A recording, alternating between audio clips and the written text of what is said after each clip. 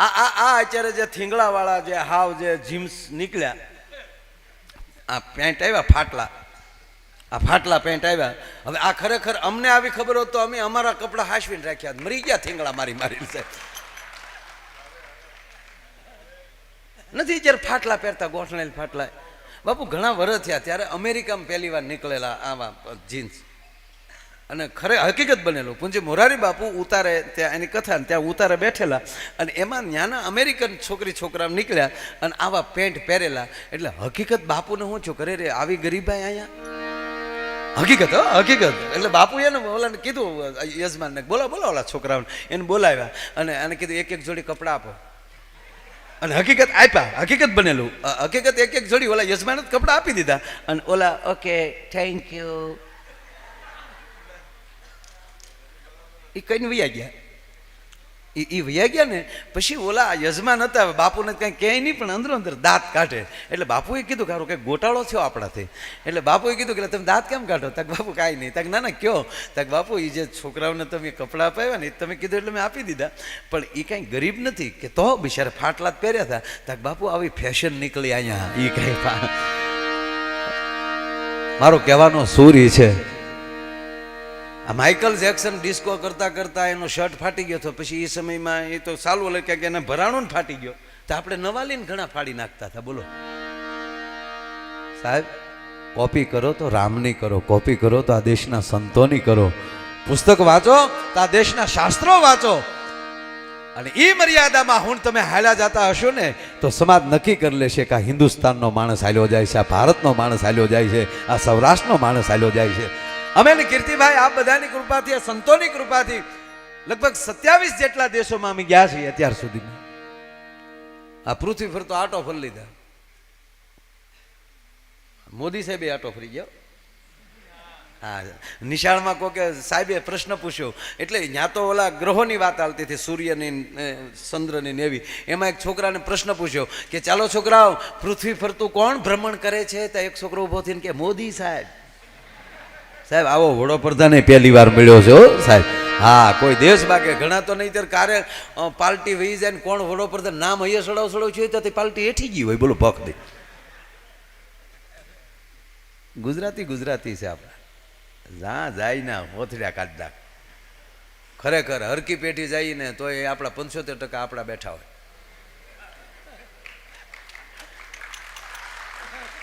જ્યાં જાય ને કૈલાસ જાય તો અહીંયા ગુજરાતી. મુંબઈ જાય ને તો ન્યાય ગુજરાતી નીકળે તો ખરા હો આપણા. હા, સમજે ને? એટલે આપણું ગુજરાતી હોવું ને એ એક ગૌરવ છે. ભગવાન જન્મા ન્યા દ્વારકા, ઓલા સોરી ગોકુળ મથુરા, પણ વૈયા આવ્યા દ્વારકા. શું કામ? એ કે ટેસડો કરવો હોય તો ગુજરાતમાં. હે, જો આપણા ગિરનાર ફરતી આપણા સ્થાનિક સંતો કરતા બહારથી વધારે છે. શું કામ? गुजरात में चले जाते बहुत भक्तजन होते हैं. घरना वेड़ा भरजो, गामना वेड़ा भरो ने तो गामना पाणी पीवे. बहार थी ओळखता न होय एवाने शेरी वळावी सज करून भूख लावोनी आ धंधो न कराय साहेब. पण आपड़ा गुजराती छे. एक गुजराती छे ने, एक गुजराती मैं सालू नत कर्यो हजी क्या जावुं नक्की नहीं. वाहे बापू नहीं बधा बैठा, पण मजा आई छे. आ के बापू सीपिया वाला नहीं. हाँ बापू मारे खाली सीटिया वाला है. अने खरेखर अहींया विजय बापू बैठा, राजेंद्रदास बापू बैठा, एक सत्ताधार ने एक परब. महावीर बापू अमारे चलाड़ा दान महाराज नी जग्या, अने दान महाराज नी कृपा थी एक नानो गीगड़ानो जन्म थाय साहेब. अने गीगा बापू 12 वर्ष सुधी चलाड़ानी गौशाळानी सेवा करे. एटलू नहीं, वाहिदा करता करता माथानी अंदर साहेब आळू पड़ी जाए. एनी पर दान महाराज के गीगड़ा तारी भक्ति पाकी से बेटा.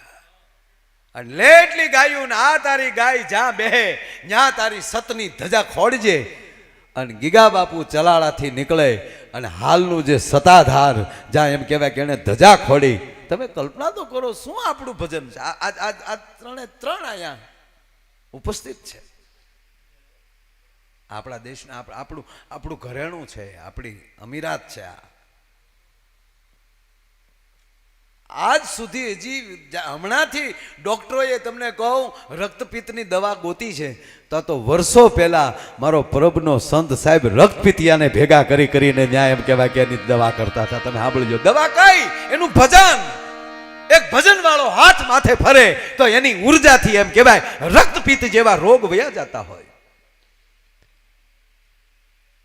ક્યાં અમારું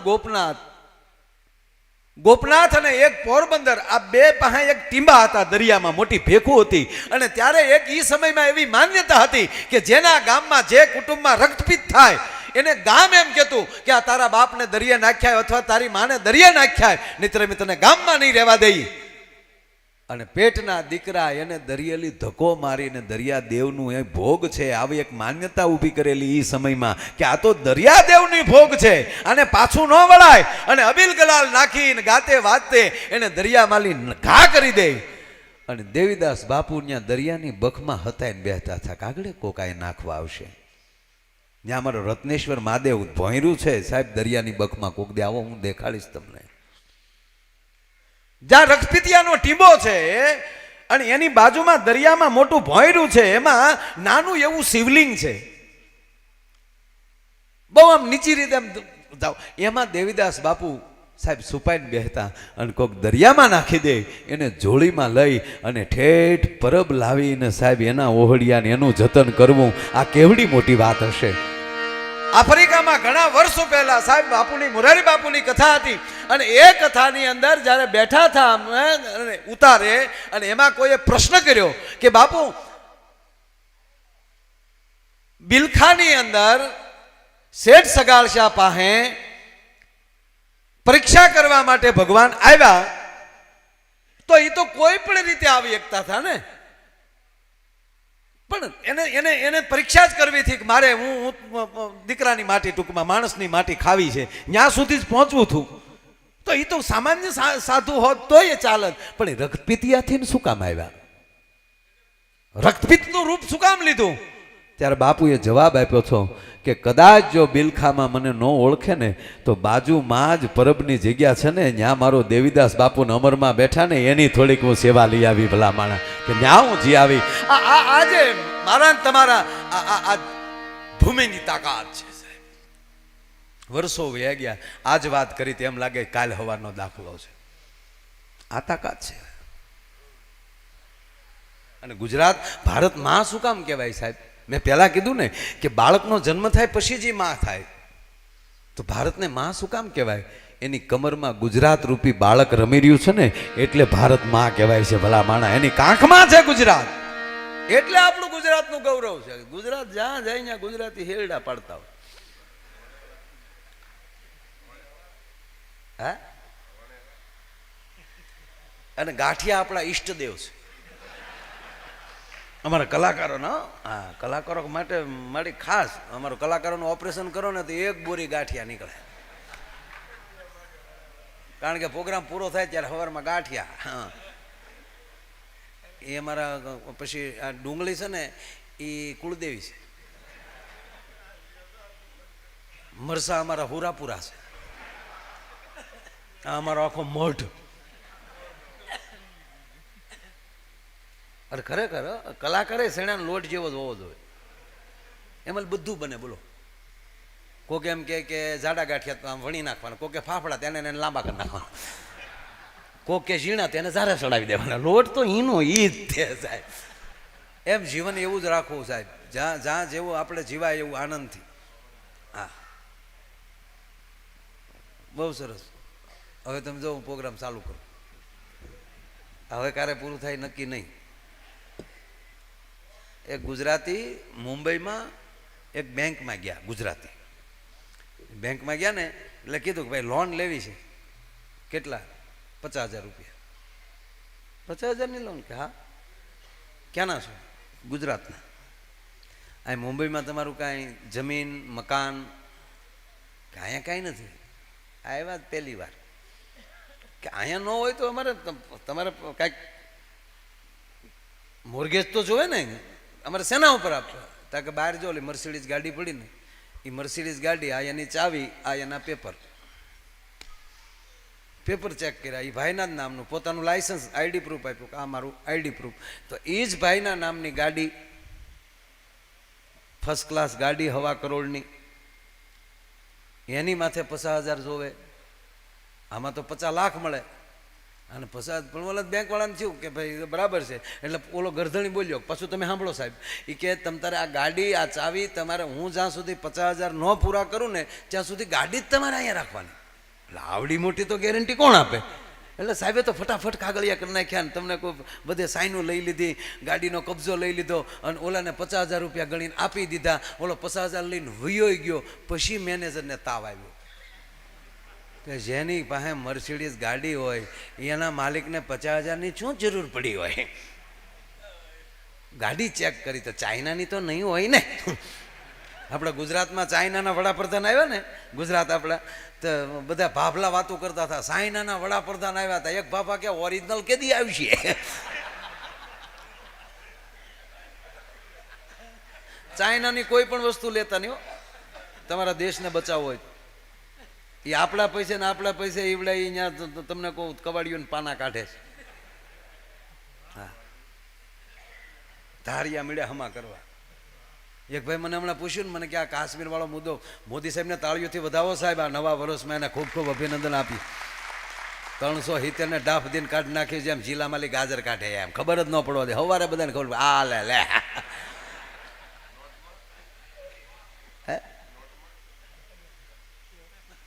એટલે બહુ સરસ. હજી હું કરે તમે જોજો. અને હવે તો આપણે નક્કી જ કરી લેવાનું છે, સૂટણું બૂટણું કાંઈ નહીં. મોદી જીવે ત્યાં સુધી નાન્યા ખોટું 5-5 વર્ષે ખર્ચા નહીં કાંઈ. આનું આ ભેમડા એને પોતાના મંત્રીમંડળ બદલાવું એને બદલાવ્યા કરે. હે હતા કોઈ દી સંતો સાંસદમાં, એને બદલે બધાને લીધા. હા, પૂછીને પાણી પીવે. પછી એને શું કરવું એ કોઈ ન પૂછે, ગોબો ઉપાડ લે, ડાફ દે.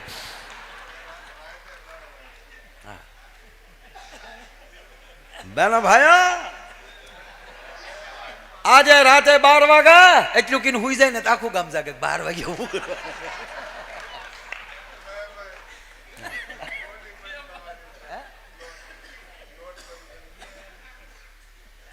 પછી આપણે ઓલી નવી નોટો આવી ને 2000ની ગુલાબી, કેદુના બેનો ગીત ગાતા. જીરે ગુલાબી નહીં રે જવા દઉં સાખરી રે, આપ્યું ગુલાબી લ્યો. આપણે ત્યારે ઓલો નોટનો ઓલો પછી ત્યારે તો થોડીક કટોકટી હતી એટલે એક માણસને 4,000 રૂપિયા આપતા. લાઈનમાં ઊભા રહેતા, 4,000 આપતા. તો એક ભાઈ બિચારો 2 દી લાઈનમાં, ત્યાં નોટની લાઈનમાં. હવે તો જોજો 20 વર્ષ પછી કોકને પૂછીએ ને, છોકરા એની મમ્મી પપ્પાને કે હે મમ્મી પપ્પા, 20 વર્ષ પછી હો, હે મમ્મી પપ્પા તમે પહેલી વાર મારા મમ્મીને તમે પપ્પા ક્યારે મળેલા? તો કે બેટા ત્યારે લાંબી લાઈન હતી.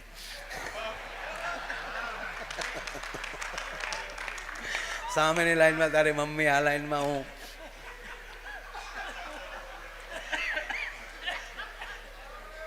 બેટા એ એના પપ્પાને જગ્યાએ વારો લેવા લાઈનમાં ઉભેલા. હું પણ મારા પપ્પાને, અને બેટા હું પણ ત્યારે કોલેજ કરતો ને એ પણ જ્યારે કોલેજ કરતા. અને અમારે તો 1 દિવસ 2 દિવસ લાઈનમાં રહ્યા અને બેટા કાયમ માટે લાઈનમાં આવી ગયા અમે. હા, અને બેટા મને ખબર નહોતી કે આની આ લાઈન મને ઘાસલેટ લેવડાવશે. કેવું સરસ છે.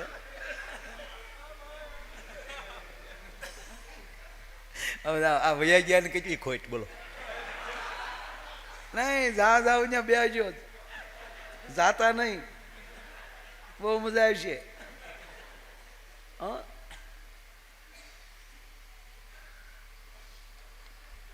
તે એ ભાઈ બિચારા કીર્તિભાઈ 2 દી આમ લાઈનમાં હતા. તે નાવા જાય તો વારો વયો જાય. તે 2 દી સુધી બિચારા નાયા ધોયા વગેરેના લાઈનમાં એમણે ઊભેલા. અને બીજે દિવસે કારણ કે હજી તો નવી નોટો ઘરમાં જ કોઈ જોઈ નહોતી, 2 ગુલાબી લઈને આવ્યો. તો એ બિચારો એમણા ખીચામાં પૈસા હતા અને સીધા બિચારો એ બાથરૂમમાં નાવા વહી ગયો. ત્યાં બેનના કાયમના ક્રમ પ્રમાણે બેને ખાખા ખોળા કર્યા. ઓલો 9-12 નીકળ્યો ને બેન ખીજાણા કે જો મેં તમને 10 વાર કીધું છે ધંધો બદલાવાનો નથી થતો, ભગવાન ઉપર ભરોસો રાખવાનો, ખોટો ગમે અહીંયા રૂપિયો નહીં નાખી દેવાનો. ઓલો કે પણ હજી મેં કઈ ધંધો જ ચાલુ નથી કર્યો, તો હું વાતો કરે તું? આ લોટરીની ટિકિટ લેવાનું કોને કીધું તું તમને? આ લોકો બધા ખોટા હોય, લોટરીની ટિકિટ નહીં લેવાની. ઓલો કે પણ મેં કોઈ દી લીધી. અરે તમારા ખીચામાંથી 2 નીકળી, ક્યાં નાખી? તક ફાડીને ના ફેંકી દીધી. ઈ લોટરીની ટિકિટ નહોતી, નવી ગુલાબી હતી. પાછો બિચારો લાઈનમાં.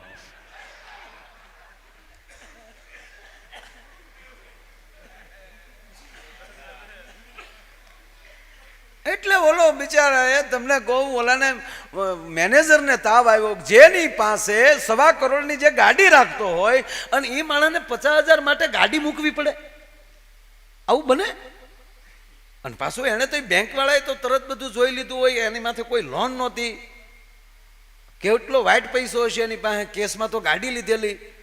પાછું એને ગાડી પછી કોમ્પ્યુટરમાં નાખી, ક્યાં શોરૂમમાં લીધી એ દેખાણું કે ચાઇનાની નથી, આ તો ઓરિજિનલ છે. ઓરિજિનલ છે ખબર પડી તોય તાવ આવ્યો. હાલે આવડો મોટો માણસ 50,000 રૂપિયા, આ કઈ ફાટવાની તો નહીં હોય ને? મારી બેંક તો નહીં ઉડાડી નાખે? સાહેબ 1 મહિનો તાવ રહ્યો.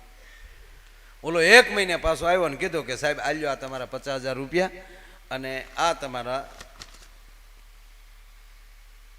300 રૂપિયા 3,000 રૂપિયા વ્યાજ. 3,000 વ્યાજ લઈ લીધું, રકમ લઈ લીધી, જમા કરી લીધા, નો ડ્યુ સર્ટિફિકેટ આપી દીધું, ગાડીના પેપર આપી દીધા, ચાવી આપી દીધી. પછી મેનેજરે કીધું કે મોટા ભાઈ ચા પીધા વગેરે જવાય નહીં. ગુજરાતી આવડી ગયું, બોલો એને. મોટા ભાઈ ચા પીધા વગર નહીં જવાનું, બેસો. ચા મગાવી, ચા પીને પછી મેનેજરે કીધું મારા બાપ 1 મહિનો હું તો હોઉં તો તારા પેટનો હોઉં. કારણ કે મને ગુજરાતી એટલી આવડી ગયું કે મેં ગુજરાતમાં બધે ફોન કર્યા કે આવી સિસ્ટમ ગુજરાતમાં છે. હું આ ફોન કરીને ગુજરાતી શીખી ગયો મારા બાપ. ઓલો પણ તમને તકલીફ શું? તકલીફ શું એટલે હું તને એ કહું કે આ તું ગાડી મૂકીને તારે 50,000ની જરૂર પડી કેમ? કે સાહેબ એ રહેવા ગયો ને, તમારે આવી ગયા ને પૈસા મહિનામાં. એટલે મારા બાપ મહિનામાં આવ્યા નહીં, તું હજી 10 મહિના આપત પણ હું મરી જા. તારું શું મહિનામાં આવ્યો? પણ મને એ તો કે તારા તક સાહેબ એ જાણવા માટે તમારે ગુજરાતમાં જન્મ લેવો પડે. ઓલો કે પણ ભાઈ એ તો મરું પછી જન્મ લઉં ને પછી 18 વર્ષનો થાવ તેથી જાણું તો હું પાછો મરી જાય.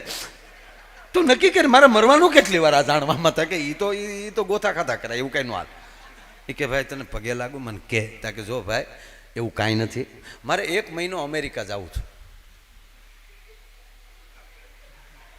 મુંબઈમાં કોઈ મારો સગા સંબંધી મિત્ર કોઈ હતો નહીં, મારે ગાડી મૂકવી ક્યાં? એરપોર્ટની અંદર પાર્કિંગ હોય છે પણ ત્યાં રોજના 600 રૂપિયા ભાડું છે.